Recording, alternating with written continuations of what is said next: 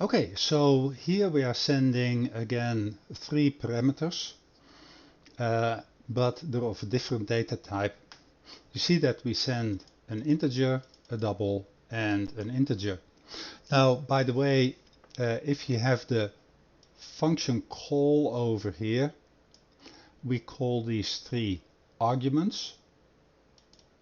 And then on the receiving side, we call it parameters. So over here, these are the parameters, these are the arguments of the function. In the reality, we tend to just use the name parameter, but technically speaking, it's arguments on the calling side and parameters on the receiving side. You see over here that we're using num num num, and over here too. That makes it so much easier. And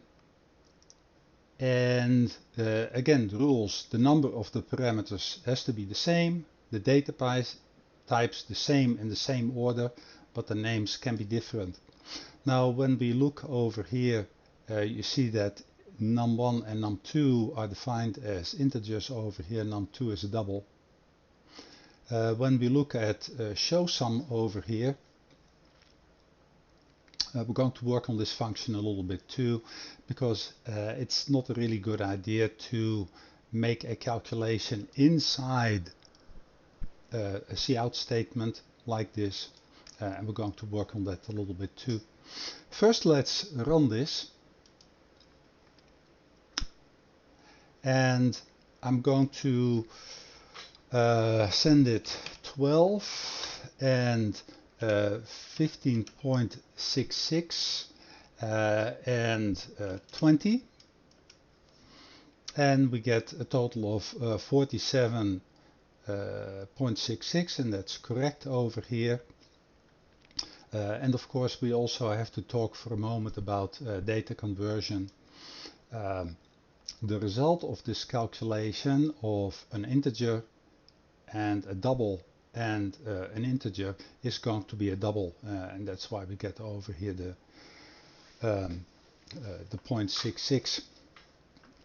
Okay, now we do know inside this function what those 3 parameters are with regard to data type, so we don't have to declare that. But what you really want to do is declare another double, and we'll call it sum.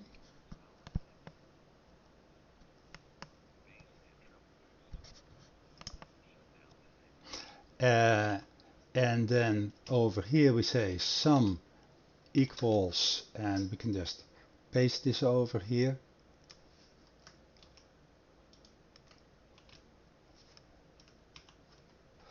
And then what we're going to do is to see out the sum over here.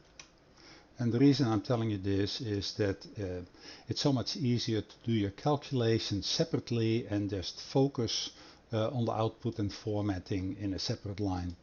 So when we run this again,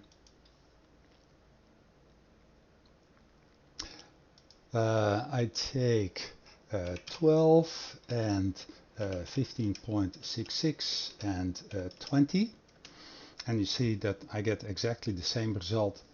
One final thing is the instruction over here: enter an int, double and an int, and I will display the sum. What I would do is separate it by a space, and I think it's probably a good idea not to split this output over 2 lines.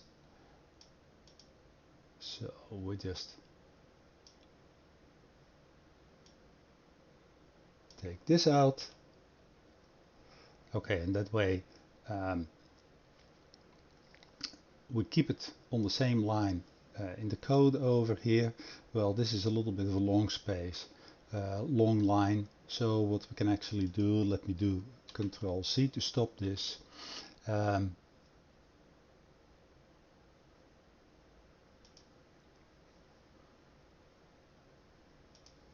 Here, let's put in a new line.